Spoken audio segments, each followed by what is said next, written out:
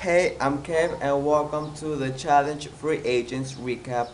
And we're in episode 2. And let me clarify that I'm in vacation, so if you see my facial hair going wrong, I'm sorry, I'm just way too lazy to do anything about it because I'm just on vacation. Let's start with the week's episode. So this week's episode starts with Jess and Dustin flirting again, while Emily trying to get into in the middle and trying to get with Dustin, and her and Therese are talking about how she wants Dustin but she doesn't know how to flirt. So next there's a costume party, and this is what I really like about the challenge, because they just you see grown-ups dressed up in crazy ass stuff. And then finally, you get to see Jessica and Dustin kiss. But before that, we have two Catwomans, one Camilla and one Nani, and all of a sudden they become best friends, and we don't know in what point they become best friends, but they're actually best friends. And I guess they're best friends because they have been together the last three challenges. So then, after Jessica and Dustin kiss, well, Dustin is trying to go to bed, but there's a little big problem in his bed. Why? Because Emily's in his bed. And if a girl is in your bed, then that means she wants something, right? And well, they kind of flirt around too. And Dustin is like, okay, what am I supposed to do? There's a girl in my bed. So he goes for it, but they just kind of flirt a little bit, but they didn't do anything else. So we go straight to the challenge, and the challenge's name is Out of Body Rally. And this is going to be played in a female male partners. So this is a really easy challenge. They have cars, they're gonna race the cars to a certain point, then they're gonna run this little court and then get on these bikes. But the bikes are difficult because in the back of the bike it is a regular bike, but the other person is gonna get on the other side of the bike, and they're gonna be backwards, and they're gonna be trying to handle with one little handle, and just it is just crazy. It's just like two people in one bike, but one person is backwards and the other person is going this right way, and it's just a mess because I'm like, what the hell. But what I really like is that they're not above water and that they are actually on ground. And this type of challenge, it may seem not difficult, but it kind of brings me back or takes me back to the what challenges used to be. They used to be kind of fun and kind of like awkward and funny, and I think that kind of takes me back a little bit. And they used to do a lot of things with cars back in the day. So the teams end up like this: Swift picks Teresa, Nani, Dustin, Frank, Naya, Emily, CT, Kahara, Laurel, Anissa, Zach, Cara Maria, Johnny, Isaac Devin, Jasmine Jordan, Camilla Preston, Leroy Jessica, Bananas John A, and Brandon Natoya, which some of these partners are kind of weird. Like, I never thought Bananas was gonna choose John A, but it's still. So the cars they're gonna be driving are stick, and I don't know why the hell nobody knows how to drive stick, but there's a lot of people having troubles driving stick. One of the worst was Swift, that did not know how the fuck to drive a freaking stick. So those people that actually knew how to drive stick had a big advantage because they actually knew how to get the car moving.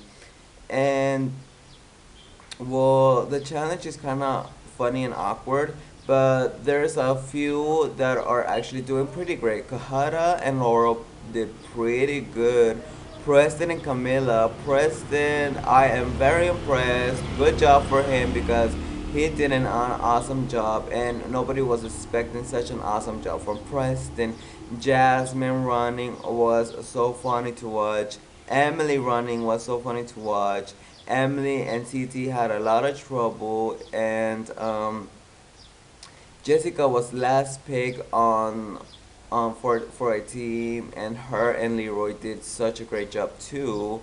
So right now, something I forgot to tell you guys is that the last four teams that end up in the bottom, because this is a time event, they're gonna be up for the draw, and I'm like, okay, isn't everybody going up for to draw if they don't win? I thought that's how this was gonna work. I'm not that excited no more. I think that it should have been, if you don't win the challenge, you're up for the draw no matter what. Like that would have been way better. That's how I thought it was gonna work. So at this point, I'm kind of pissed off. I'm like, wow, four teams are just for the draw. That's not having luck or nothing. That's whack. Anyways, Naya and Frank take really hard falls, and actually I thought Naya was gonna have a different mindset of going into the challenge, you know, like the Portland when she was in the restaurant. But she's actually taking it like, okay, this is a competition, I wanna win, like if I'm gonna fall, I'm gonna fall, and she's taking it pretty good, and I'm really surprised. So good, go Naya. So the best teams were actually Kahara and Laurel and Leroy and Jessica. And you know what? I am actually really glad for Jessica. I'm really happy. I'm excited for her because she was the last one picked, and she is proving everybody wrong. She killed this challenge. She is proving herself each and every episode, each and every challenge, each and every second that she is a worthy competitor and that she is a good competitor. So good job, Jessica. And you go kill those fucking challenges. Go prove them fucking wrong. So actually, the winners at the end were Kahara and Laurel because they did such a great job.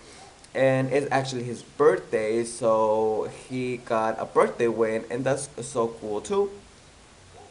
And the teams for the draw are gonna be Teresa Swift, Johnny Cara Maria, City and Emily and Frank and and Naya.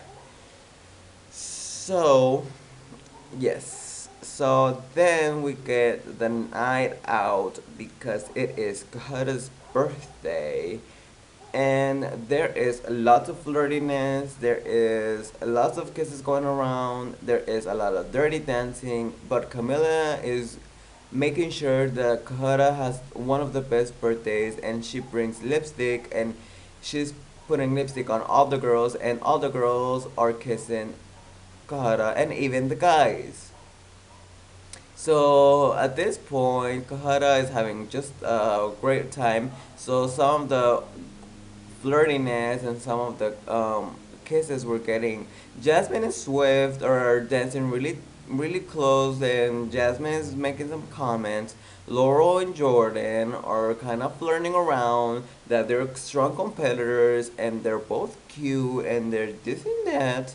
So and then we have Nani and Kahara are kind of kissing around, and it is just so funny. I mean, it is just so funny how Kahara is like, oh boy, Kahara, calm down, or something like that. It was just so funny. But then all of this goes away, and the drama starts to happen. So it ends up that the bill, well, CT's bill is actually more than he thinks, and he's actually gonna pay the whole house's drinks, and it just sucks because you don't want to pay bills, and you, of course, if you see that your bill is way over what you think you were gonna waste, you're gonna be pissed off. It is just normal when you go out, and it is comprehensible, and I totally understand because it always happens when you go out. And Camila, well, Titi and the bartender are kind of bickering and like, what's going on? And Camila in the other side of the bar, he is screaming, Titi, Titi. I'm like, what the fuck are you screaming about, Camila? Like, you have nothing to do with this. So then later, you can see Camila, City's sitting down, and Camila is like, you douchebag, you this, you that, you this, and whatever. And then here comes Lonnie trying to save Camila's ass of doing I don't know what the fuck. And they're both now CT, Camila, and Nani, and everybody's just this and that. And TT is just having kind of a fun time screaming at these girls. He says, I'm not, even though it is not a gentleman thing to do this, but you know what, I'm having fun. And all of a sudden, then Camilla and Nani are fighting, and they get back to the house, and they want to fight each other, and these two girls are supposedly friends. And I mean, hair is flying everywhere, booties are flying everywhere, everybody's trying to jump, and everybody's trying to hold these two girls. And I don't know what is going on. Nani was trying to defend Camilla, and Camilla's like, why are you fighting me? And it's just a whole mess. And you know, we love when Camilla gets all crazy, but we also like when not. But we also like when Nani gets all fucking crazy. And the night finally ends, the morning comes, and I'm really glad to see this kind of things and the chance, because you never see these kind of things. These two both girls come in the morning, talk it out, and they're like, we were wrong for doing this. Camila apologizes, Nani apologizes, and they are great now. And I'm like, that's how it's supposed to be. So then we have Laurel, and she's talking to these two girls who just made up, and she's kind of embarrassed that she is flirting again, and that people are thinking that that Jordan and her kiss when they didn't even kiss at all. And it's just so funny, and I think it's super cute, and it makes Laurel look cuter and not always so tough and bitchy, that she's kind of embarrassed that everybody thinks that they're kissing and stuff when they're not actually doing anything. So then we have Laurel and Kahara talking about who they're gonna send in, because these two guys are gonna decide. And if Kahara decides one person and Laurel decides another person, we don't know what happens. So they're gonna both come and decide as a whole on who they're gonna vote in. And Laurel wants to send somebody because she does not have really ties, and she doesn't have ties with that person, and she does not want to piss anybody off right now. It's too early in the season, this and that. And Kahara wants to send this guy because he is a good competitor. He might have troubles going against him during the season if he ever goes in. So at the end, they vote in Dustin for the guys and Johnny for the girls. And at this point, it actually is Frank's second time in the draw. So we get to the elimination round, and it's time for the draw. And then it is just up to Naya and to Emily, and they have a 50-50 chance on who's gonna get this, and Emily gets it. So it's Emily versus Johnny on the challenge, on the elimination round, and they're both from Cancun, and they're really good friends. And now for the guys, it is actually Frank takes the kill card again. So Frank is going in again for a second time, and he's going against Dustin. So the elimination round is called Wrecking Wall, and it is basically a wall you're gonna have to climb and ring a bell, but there is nothing that to help you up this wall. The thing you need to do is punch in holes with your body. So you're gonna punch it, kick it, whatever you have to do to make holes and get up this wall, which I think is really great. So first up is Johnny and Emily, and Johnny kills Emily because Johnny is determined, and she is using her elbows, and Emily could not even make more than 2 holes on this wall. So it's Emily's turn to go home again so early, and Johnny stays.